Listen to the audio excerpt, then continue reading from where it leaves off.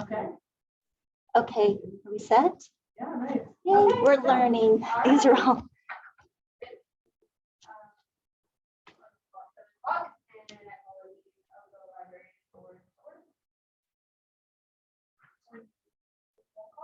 All right, Chair Marie Hotta.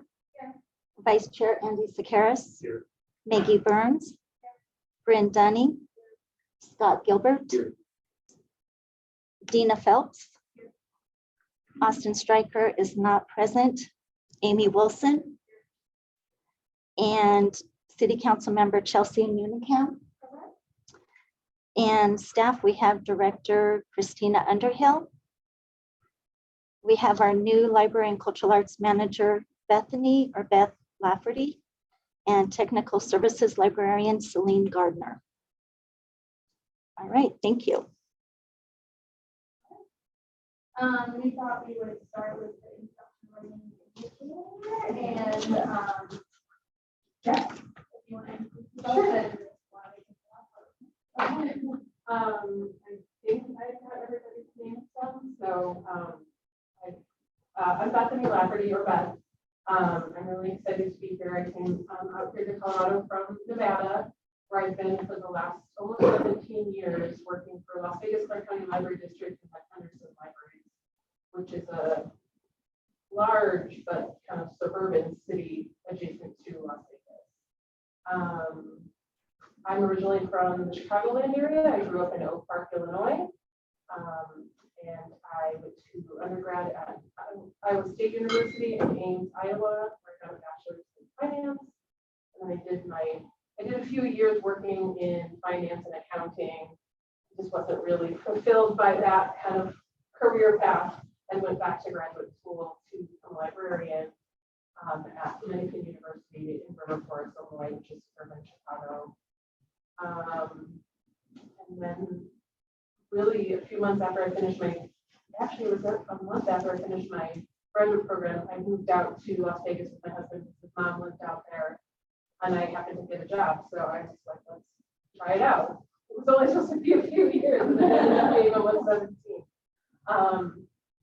So, I don't know, I guess a little bit about me. I'm just really excited to be here. I've been job hunting in the state of Colorado for about 6 years. So everything kind of hit perfect timing for me with this position, and I'm really excited to be here. So, if anybody has any questions? That's first official day is until the 25th. Oh. I'm an overachiever.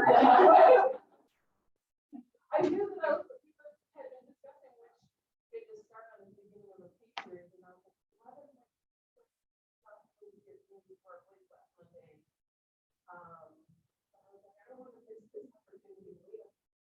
So here's what I wanted to take on.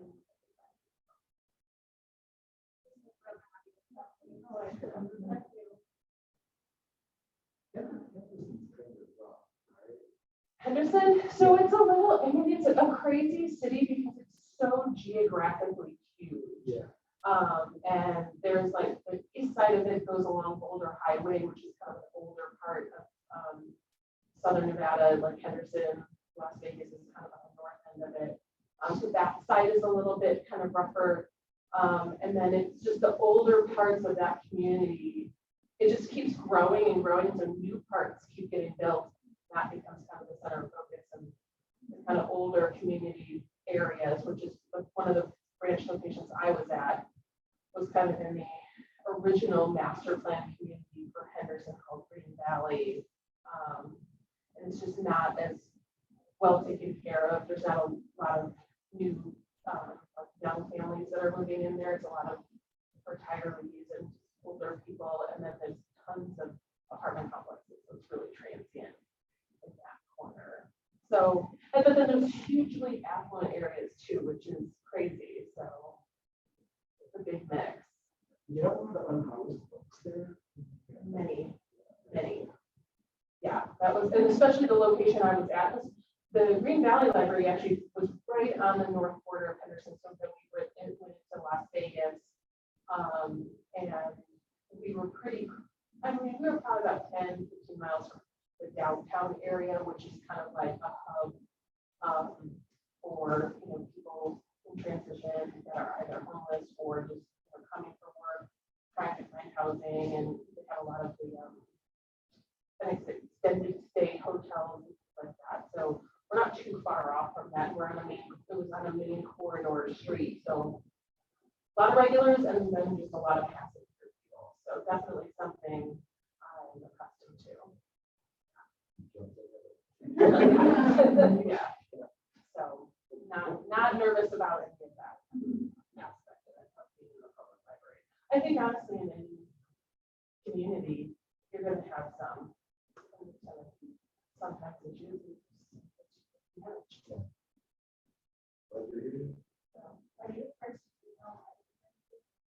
Dorothy Hargrove. Okay. I don't know prior to Dawn. I mean, it's been around 100 years. Yeah, that's fair. I guess librarian or. Yeah. Yeah. There you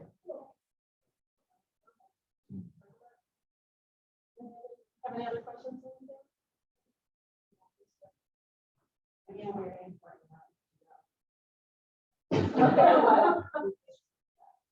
Oh my gosh, that's so funny that you asked that, because one of the biggest things my husband and I joked about was that from Michelle, we had just found a good pizza place in Henderson, and he said, you're gonna get a job offer. We're gonna we just found a good pizza place. So that's like one of our big things here is finding a good pizza place. So I tend to like thin crust pizza person.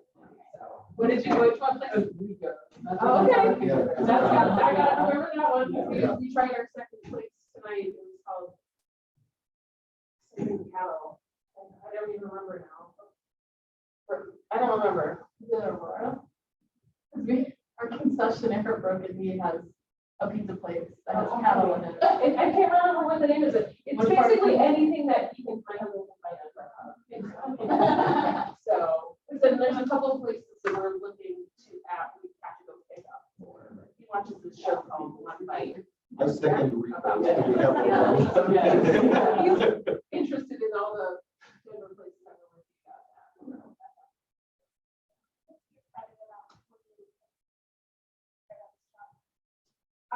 I'm most excited about how it's kind of just itself. It's just one library for a smaller community that really suits me as an individual, I think. Sometimes I feel like I need to be in this big urban setting. I grew up right outside of Chicago, but Oak Park is actually a really small town when I think about it. And so having been in the bigger, library organizations that I've been in Nevada, I just felt like I don't know, I just didn't feel like I could be quite as effective in being in this like larger system with a lot of different moving parts that you had to kind of okay things through before you actually taking steps forward. And I just feel like I can be carrying out a mission of the library while also kind of being part of frontline at the same time because it's a smaller, organization. I don't want to lose touch with being in that role as well. Because I do like being a manager and a leader of people because I think that I'm good at it and I have good planning and organizational skills. But I do still get a lot of fulfillment from working with the public directly. So this was like, it felt like a good mix of the two different parts that I get satisfaction and joy from in my career. So it's a good balance for me.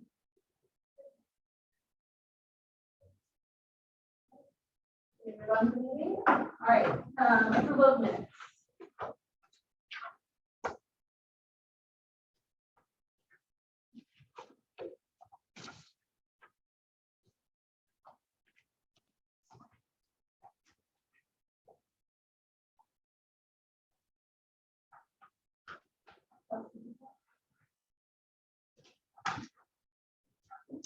I don't see anything terribly in this. So I move to approve. I'll second that. All in favor? All right. Pass. I don't believe anyone is here for public comment. Anyone hopping online? No.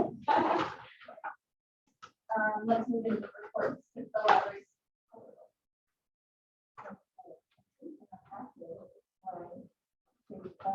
Yep. Okay. So, for the, in the usage overview section, I would say that interestingly, last month, in comparing it, 4 days more in March. But if you compare it to March of 2021, they're open 4 days less because they're so funded.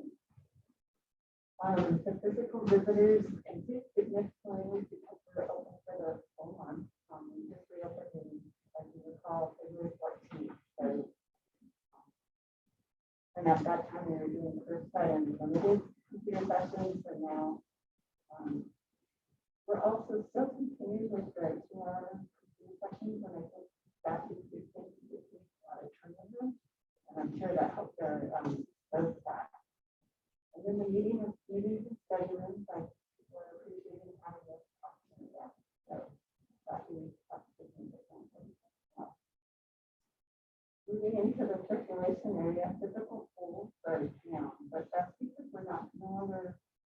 It's not that we're not doing the curbside services, but people aren't requesting that, and that's very home driven. So people are like being able to come in and browse, and wondering. There's nothing. I don't think there's anything like being able to browse stuff. How do I get trained with like 10 users? And then we've gotten a lot more questions from people in the library, and then our internet usage is up as well. I think that's again people coming into the library, but that's 2 hours. Moving into the program, children's routine programs, and they have a great deal in back person. We've had more adult programming in-house, and haven't gotten back to our pre-COVID numbers, but we did see an increase today. That's a good thing. I think on Saturday we had 2 programs, and we had 7 or 8 people come for the 2. So that's pretty good. And then revenues, we were closed during 2021 and we're waiting time. And so we are now, we've had 5 requests for this next week program, and that's in March. And then to highlight something else, we're doing a new educational resources collection in the children's area. And so that should be, we're in the ordering and getting stuff processed. So that those materials will be available starting in May. At the high school. Okay. Yeah, we didn't want to limit it by how. Yeah. That was how it's. Okay, educational resources. Yeah, that's how it is. So we're kind of shifting stuff around.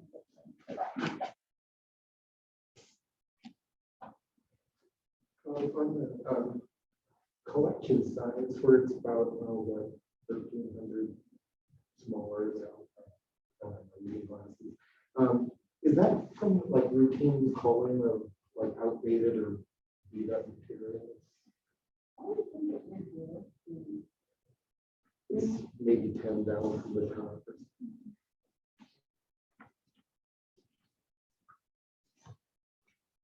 Let's say I just put it in.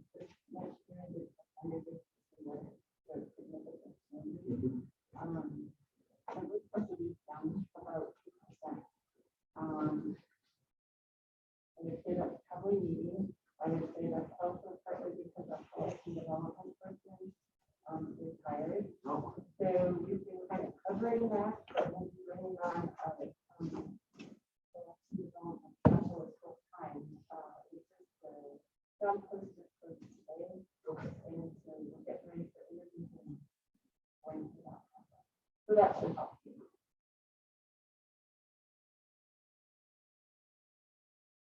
Any other questions? I noticed this last month too. Are there just not any volunteers that have hours collected? There are coming. Okay, so at the time I was able to send this out, I didn't have that information from our person that manages that. There were 18 hours. We don't have the same number of volunteers that we had we're coming.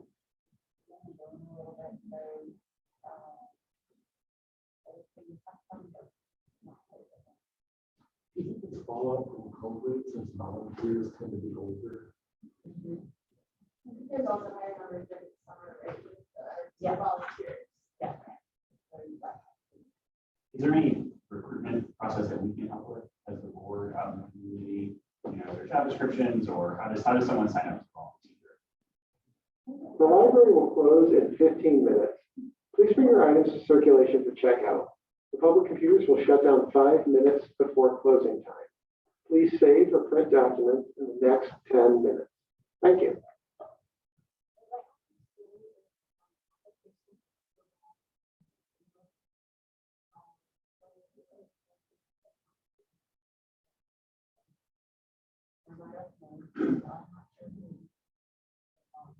Yeah, our adult services librarian, maybe unfortunately, and she oversees the volunteer program. Michelle? Yeah.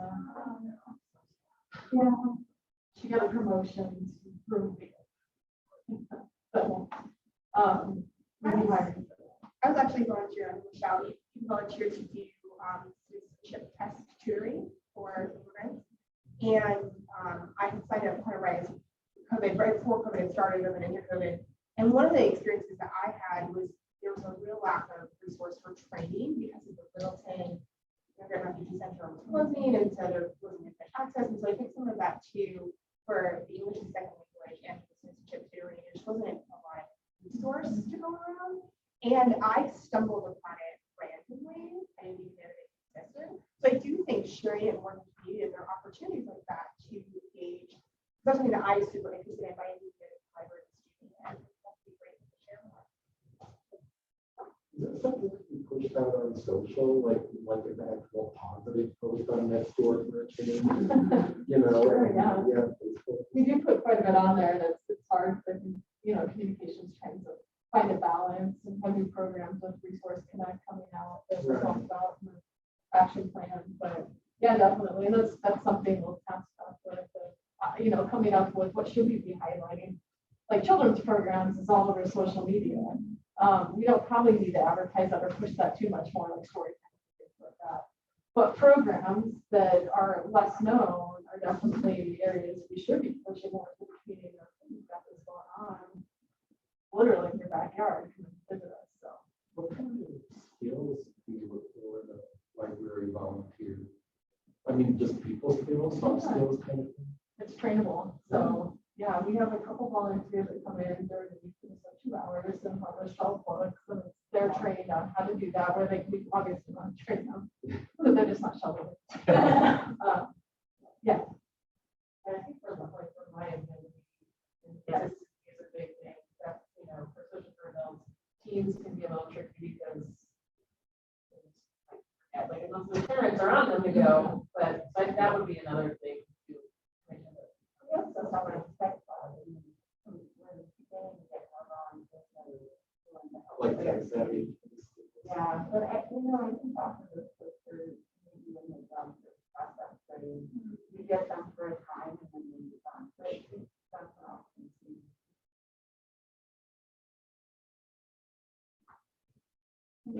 Maybe for the next meeting, if we could, or send out, I think that's also a good pipeline for this board as well, as getting some volunteers as sort of an entry point into, I know it's always a challenge to recruit for city boards and committees, but I think, if you have any information, don't go out of your way to create the wheel, but if there's stuff we can share with our networks, that'd be great.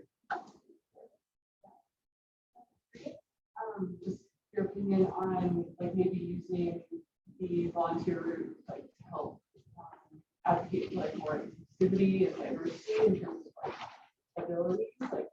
I don't know exactly what tasks a volunteer would do, but there's a lot of great transition programs for neurodiverse populations. So that might be a great way to work on inclusivity. We did have an individual that the tree. Okay. Yeah. Anyways, he came in and helped with our mail. The library oversees our mail program. So he came in, and I think it was just a couple hours a day, and help there. But yeah, we're always willing to take on the different volunteers and different skill levels, depending on what we're looking for.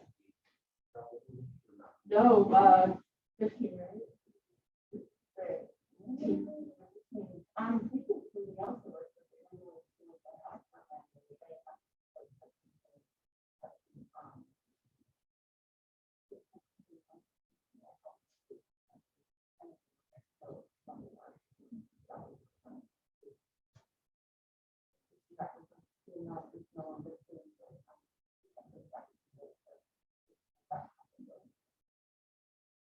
I feel like we're easing back into things finally, but you know, our volunteers are picking back up slowly, but it's happening and being open helps and COVID lessons somehow. I think there's even to the Englewood community as well, that it during COVID is happening on that, so. Trying to figure out how to figure out. It's always a struggle during the library thing, but. Anything else from? Go to action plan.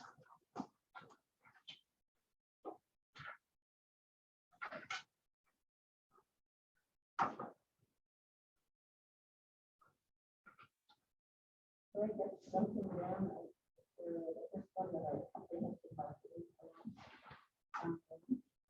so we did the increasing Facebook stuff in the effective field, but I don't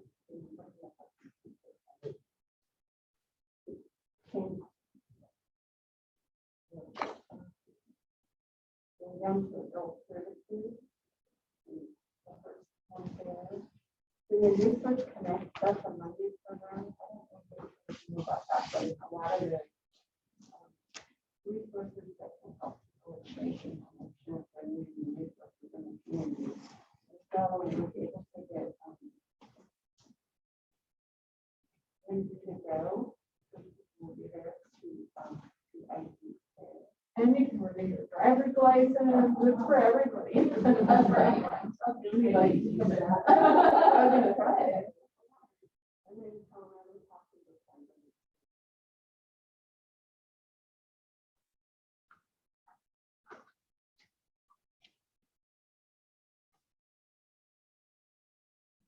Once you use services over and over. It's actually going to be on hold and something, and so keep hurting, unfortunately. So, it's a further issue for the next one.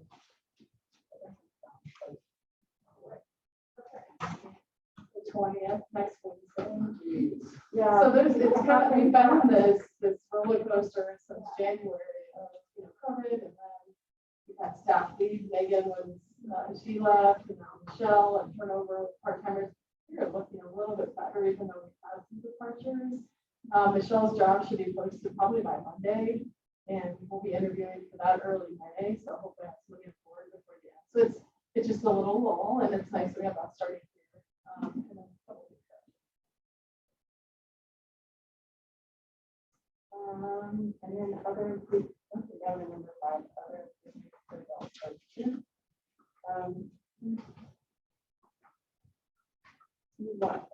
Michelle and I talked about actually adding an adult literacy component to our services, and we actually just got resources in yesterday for that.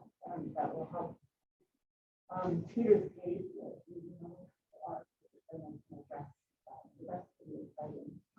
And then the services for the homeschooling, and we talked about that collection a little bit. And we've ordered and the items are starting to come in. So we'll be putting everything out on the shelf and then I think we're planning on having an open house for that. And see how people families and people can come in and kind of check that out and get some feedback about additional things that we need. Outreach to local schools, we had the Englewood Public School Art Center here in March. It was pretty well attended, not as always 10 years, but not bad. Considering that we're just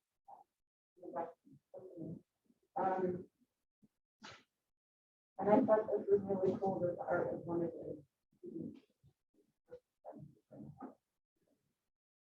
And then I know that there's something to works to support their teams that are here, so they kind of the Englewood, middle and high school.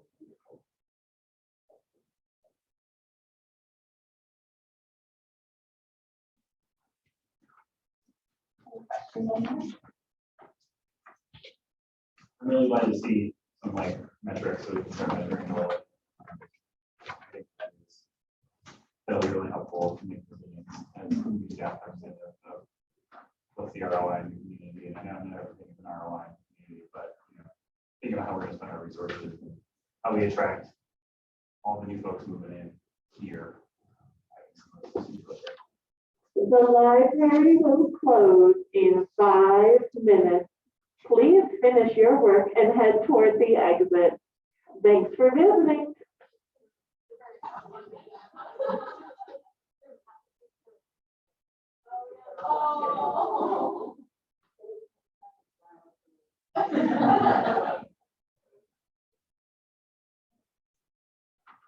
I just asked that you make a note of our budget here forward, so you know, idea.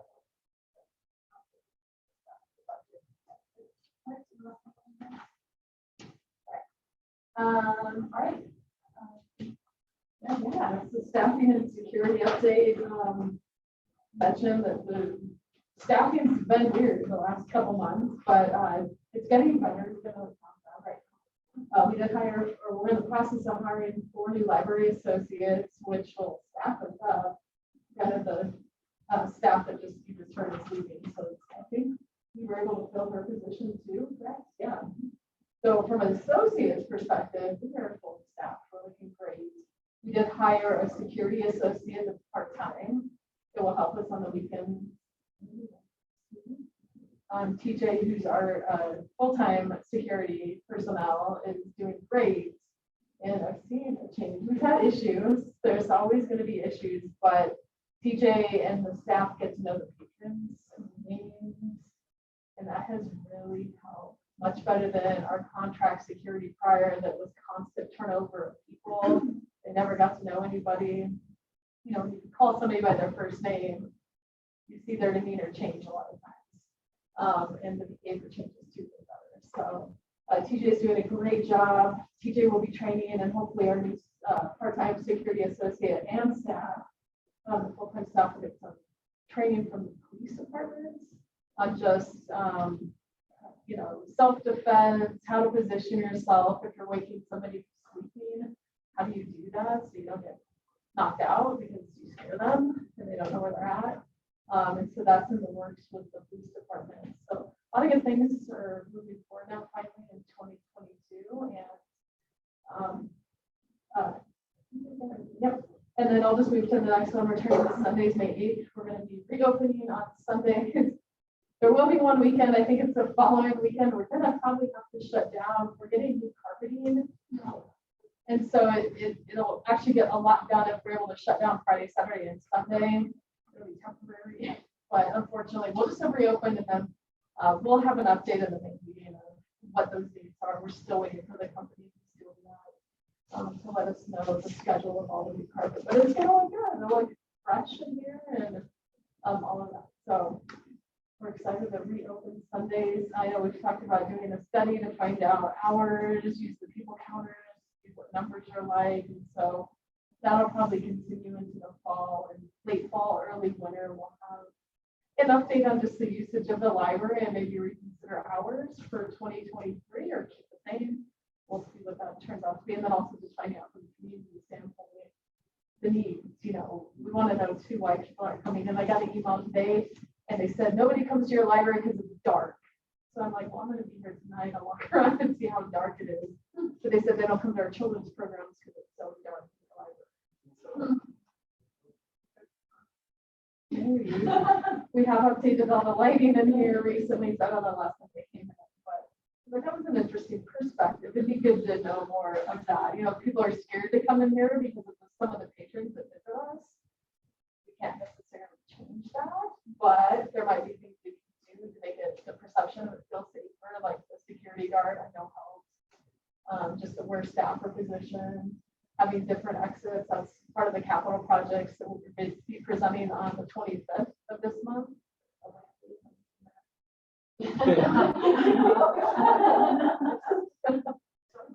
But that's an all-board commission meeting with council to go over capital budgets, and I think what we're focusing on and what we signed up on for this year is for 2023 is really focused on safety and potentially doing some different exits, so entrance points, making the children's area safer, getting quotes on ballistic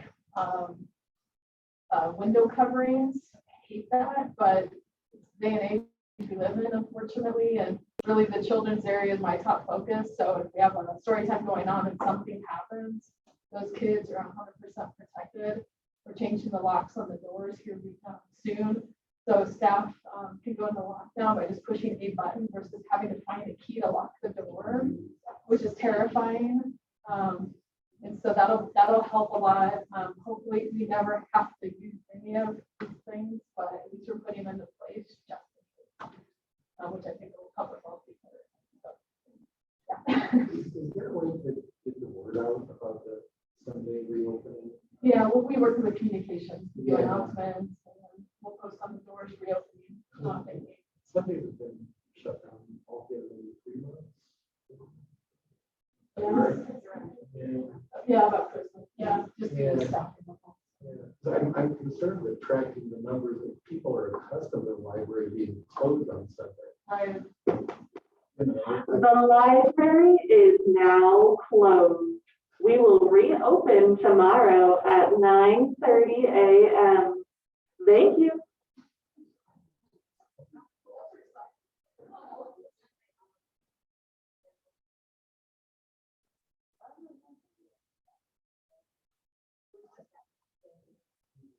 I hope people aren't having it, then the numbers would wrongly indicate. That's why we want to track it through. Right, probably I the bet fall. the trend would start to recover.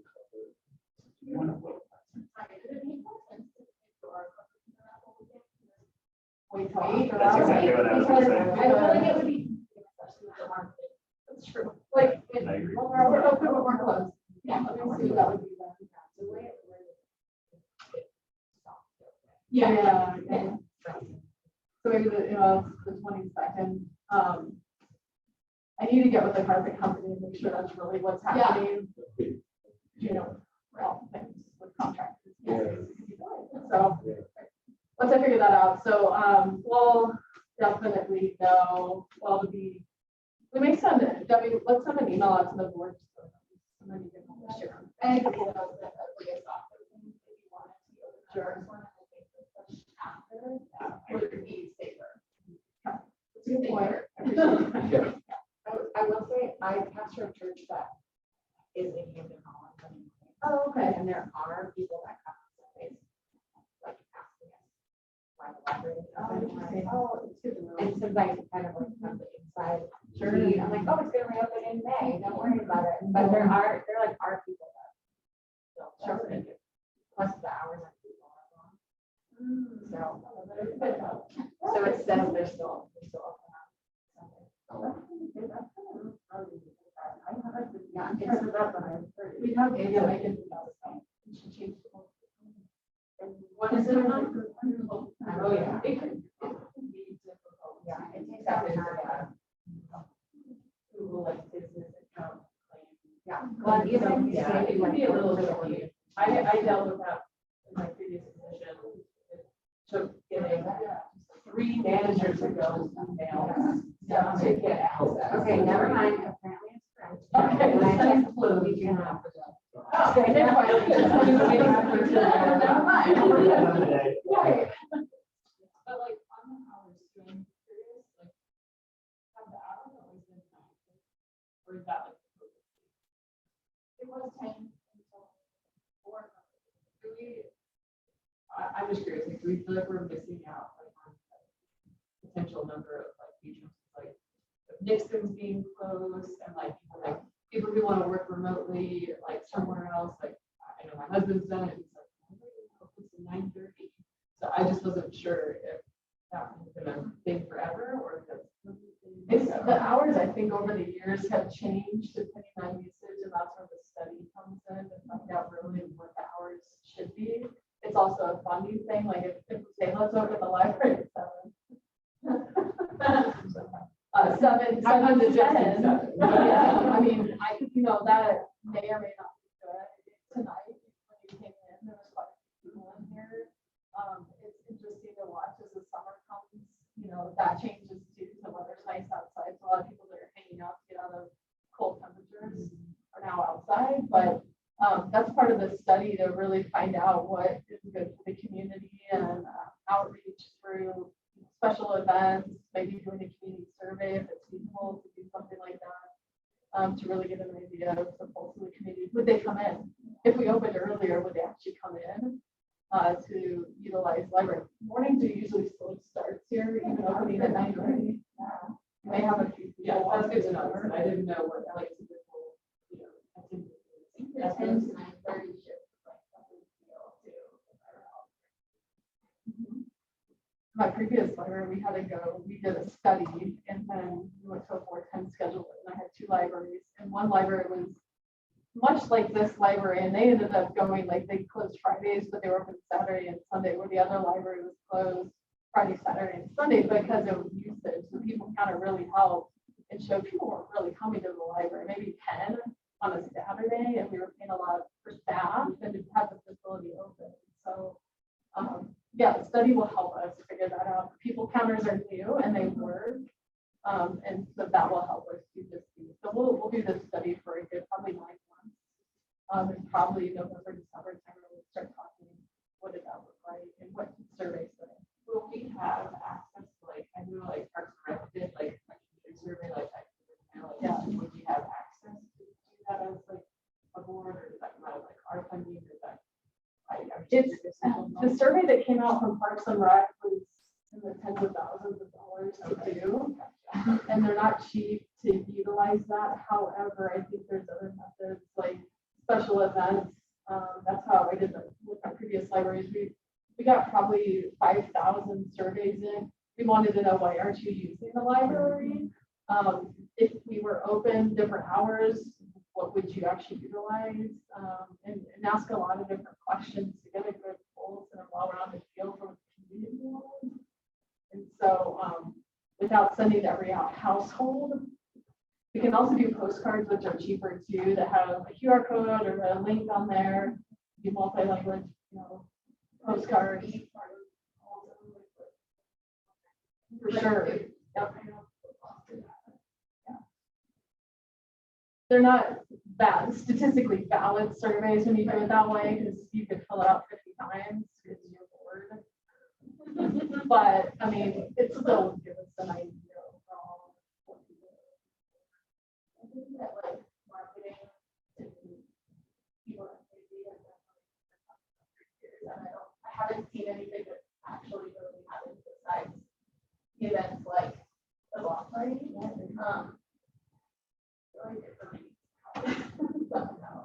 And that's where ideas that you have, to help us find different ways to get them working out. We talked about in the newsletter kind of doing the hidden Mickey concept where we hide something in there, like a link, and if you click it, you can enter to win a bookmark. No, it's something bigger than that, but or come in and you get a prize or a gift bag or something like that. So I don't know if that would work. Because in my opinion, like if I did that, I probably wouldn't drive all the way down to the library to pick up whatever prize it was. But any ideas that you may have? Yeah. Even if there are 5 prizes or something, Sure. that makes it feel more likely. And Well, that's maybe where the board comes in too, to help us fund. Maybe it's a Nixon's gift card or something a little bit bigger than what we can put together as a library to really attract people to fill this out, and maybe leave their name and phone number, email address, so we can ask more questions. I think the investment, essentially from the city's perspective, this is not going to be our forever home that we know of, and having some multi-year data of, as we start the capital plan and building, having that data is going to help us sort of define the new space, location-wise, 100%. all that things. I think having a couple of years of that data will really help us to really build what the community wants and needs. And I know that's far off, but I think I've seen pictures of the new downtown area, and I don't see us on the map, and so. We're there, but yeah, we're where the eye care center is, right now. That's where we sit in the library, but you're correct, because things that we're seeing here in the library, it might be a resource center more that's separate of the library, that some of these individuals who just want to apply for jobs, if you think the library may change and go back to the books and story times and the coffee shop type concept where you come to work. Right now, we're kind of a mixed use of hangout, just a place to be. And if there was a resource center that people could go do that, you would see kind of a shift in how the library resources are used. And the size of the space that we have currently may not be as big or as needed. But that's all exactly what we're talking about, of what is the use of the library, what is important. I think when ebooks hit, everybody, all the librarians I knew were super concerned, like books are dead. They're going away for all time, and we've learned that's not the case. People still love to come check out books and pull the book. And ebooks are convenient for when you travel and do other things, but the true use of the library still exists. So that's about vinyl too, I'm looking at them. I know, it's fun records. I am kind of vinyl by parents. Yeah, exactly. It comes back around. It's a good place to be. So a lot of exciting things. I think the plan for the Civic Center area is 5 years about. If all things go. So just for anyone who doesn't know, like yesterday, That's not exactly. yeah, late night, the master developer, proposed what they would picture this entire area looking like. So you can watch that meeting. And look at the packet, because there's quite a few renderings. And if everything were to work perfectly, if we decided we want to do it, if the money comes together, we could potentially be inked in a deal by May of next year, and then from groundbreaking to this area being completed in about 5 years. Hypothetically, it's a very, very loose, vague, broad. My timeline, good luck. So, but it does mean that changes to this book could happen.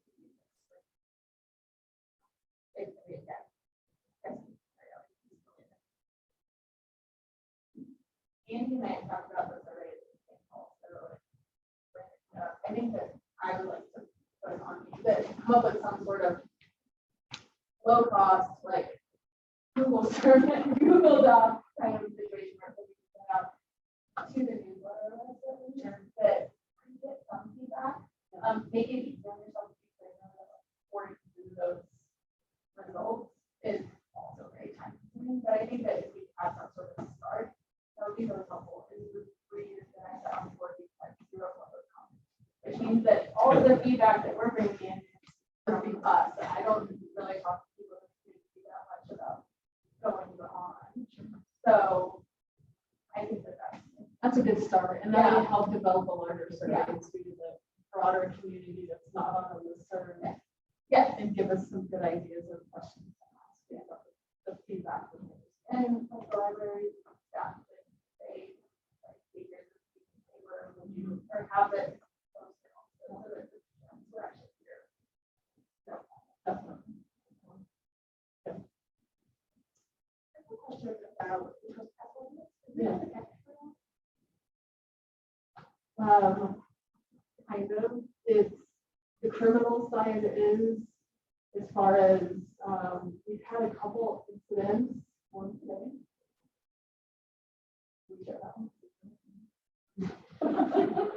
We had a gentleman come to our doors quickly and decide to urinate in one of our recycle bins within the library versus making it over the restroom. So that did fall within the code of conduct, and violating that extremely. And so PD did show up for that one, and that one would be a trespass. I think we asked for 30 days.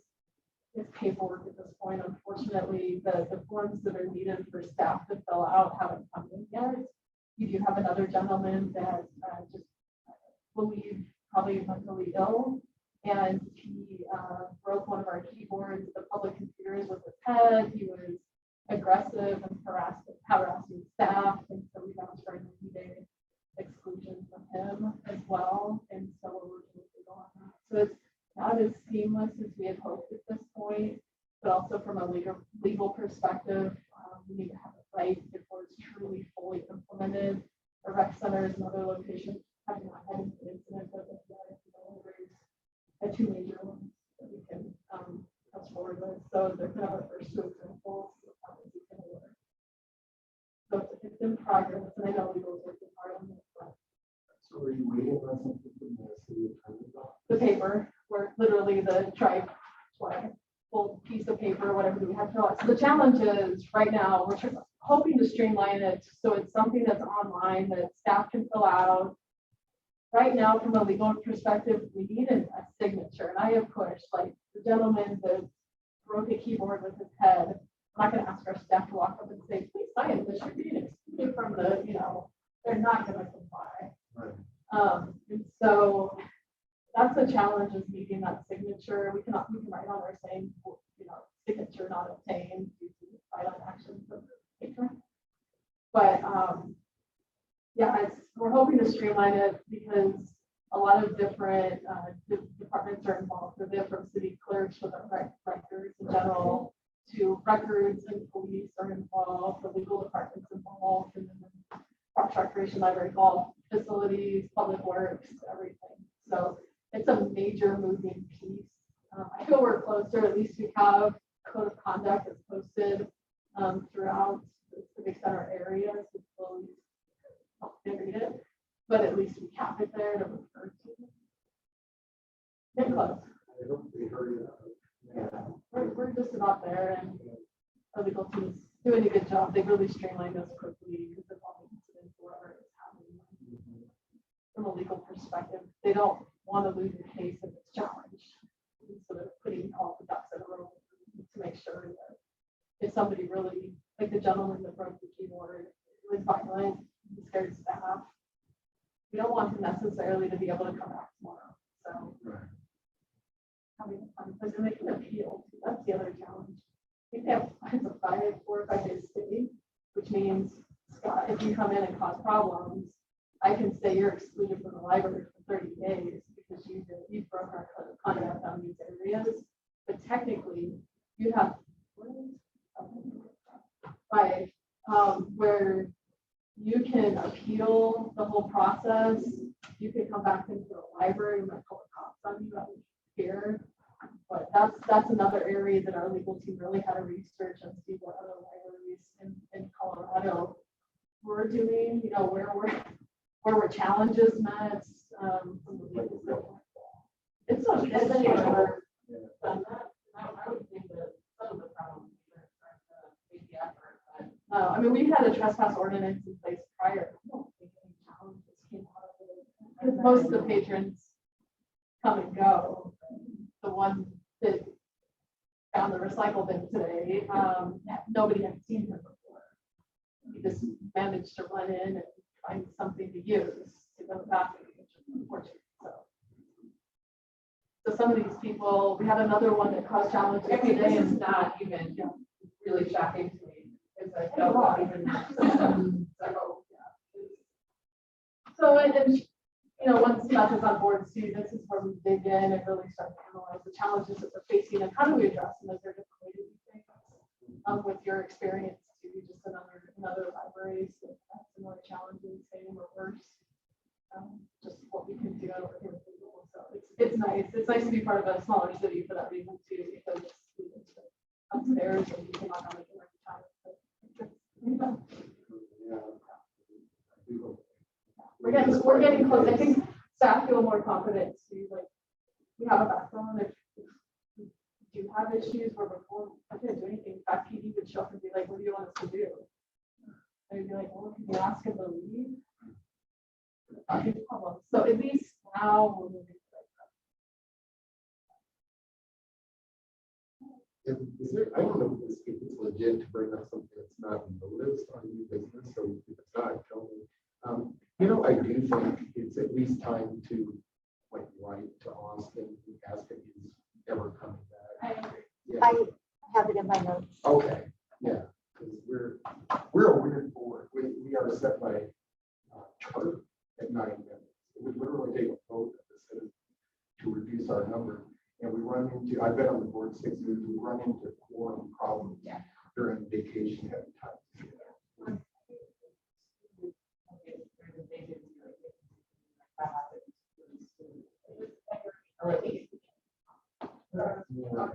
And even then, I mean, for the remainder of the term, it's just, we really can't have one of 9 positions tied up.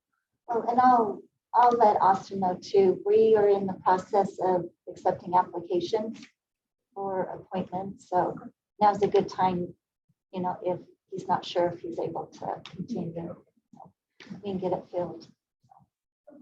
All this new blood, no one's elected.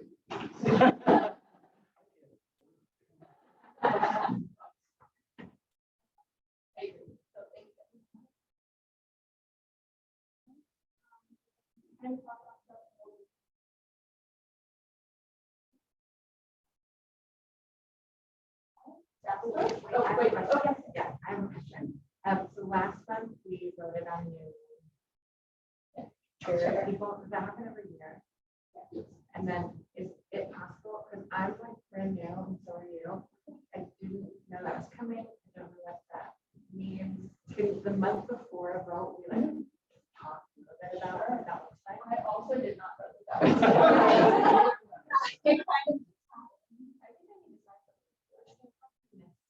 That is true. I'm sure we did something.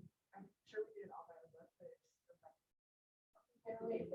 To make a note for the February. Okay. That's It's right. kind of just been a, pass from seniority thing, I would say. I'm assuming you know what's coming outside, we're. and that's kind of Yeah, yeah. We've also been operating for 2 years virtually. I've never seen anything. I've never seen Brendan or I. The 3 of us.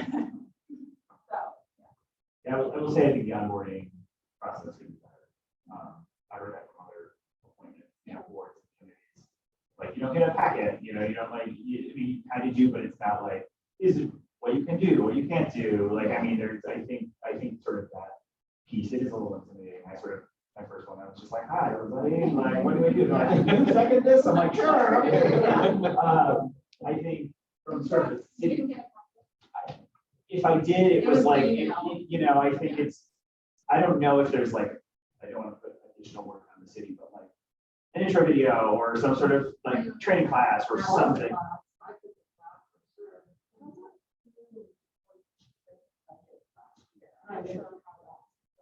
I went to the city clerk's office and I know they were working on training, because it had this question many times from new board members or even existing, and various, how was the board done? And when do we vote on new chairs and all that? And I haven't heard any updates recently, but we'll follow up with that. I know like when I got like binders, yeah, for the library, but even add like a calendar to it of like, this is when like updates are made for chairs, I share, or like, this is when we have like. Something like that. Yeah, like just a month rundown that we can.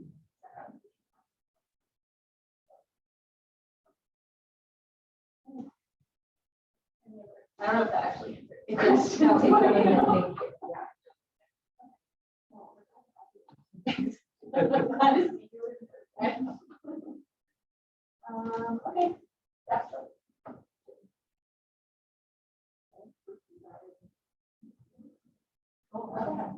So just a reminder, May 7th, it's a Saturday, it's Celebrate Englewood. It's an event that's going to be held at Denny Miller Field or over by the station there. It's touch and truck, there's music, and May 7th. Yeah, May 7th. And so really geared towards kids. The first, I think, 45 minutes is a whole sensory hour time where the trucks will be off, it will be quiet. So kids are needing that and come during that time. I think just a heads up, you have kids, we're gonna have a humane society there with puppies.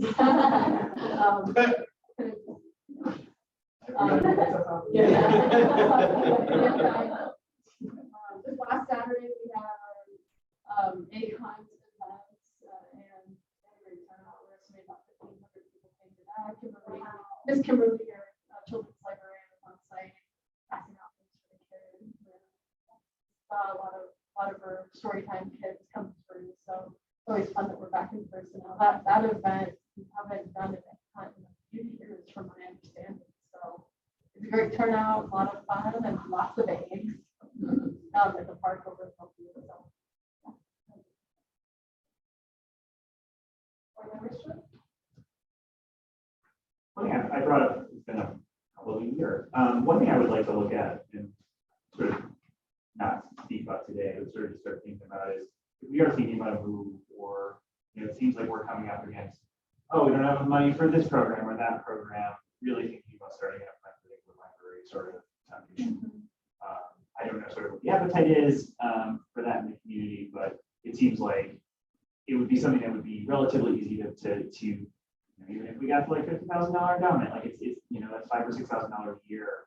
I love that we can jump in, but there are holes, and I think sponsorships can go a certain way, business investment can go a certain way, but that'd be something I'd like to see. And it'll take time. I don't know the legalities of this being a city property. I know Denver has one, so I think thinking about how we can do some outside fundraising with foundations or businesses and sort of support some of the work the library does is something that I would like to start looking at as a board, and potentially with the attorney, and making sure we're sort of got our ducks in a row. But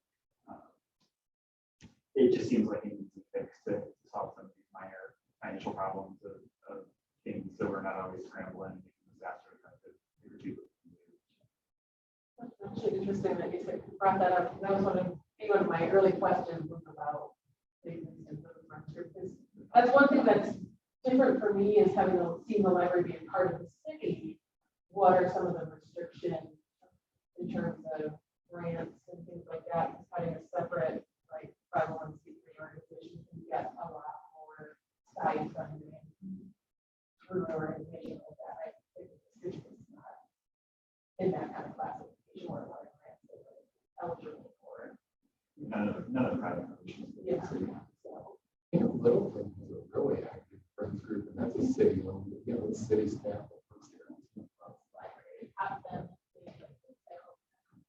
Sales is probably the number one fundraiser. The library came from just and granted the library like $140,000 just from their one fundraiser, and then they have monthly and big book sales, and then just like a bookstore, and so like from one annual fundraiser, it's like $140,000. So, yeah, I'm not sure the language could get you 100. This comes from a fundraiser, necessarily, but I think, at no point should we be sort of like there's no reason we can't provide you $10,000 or $15,000 in ancillary funds when you want a new computer lab, part of Verizon, put the name on it. It's I think that it's something I think we, especially if we're going to move, there's going to be a ton of costs, and so I think there's one thing I would like to start sort of going on, and happy to sort of co-lead or lead that process, but sort of like, we're doing this, and the library's like, we don't want it. Oh, no, we want it. Right. But just start thinking about that, and maybe we got more reasons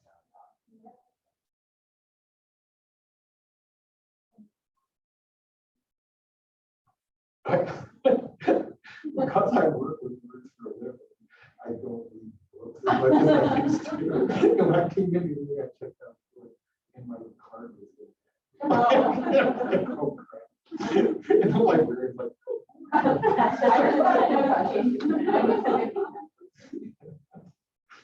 Although I will say, when I re-upped my card, my overdue fines were away. that's good. Is that good thing for the library? I wanted to pay my $9, but they were no longer. You can always pay. Friends in the library. Yeah.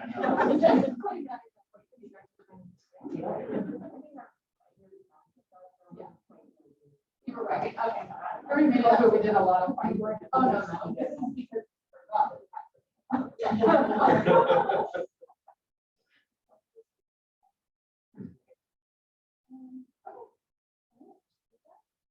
It's 7:59. We'll adjourn. All right. It's seeing everybody in person. Yeah. So different.